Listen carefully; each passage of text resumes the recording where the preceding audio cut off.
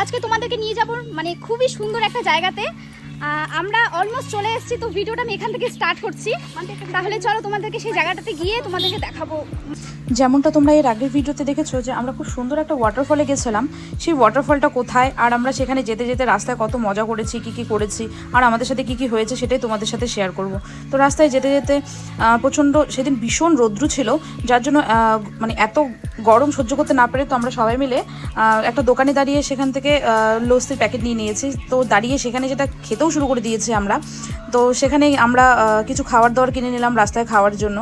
আর রাস্তার ভিউয়ের কথা তো কি বলবো, আর পাহাড়ের রাস্তা তো যারা গেছো তারা তো জানোই যে কতটা সুন্দর হয় পাহাড়ের রাস্তা।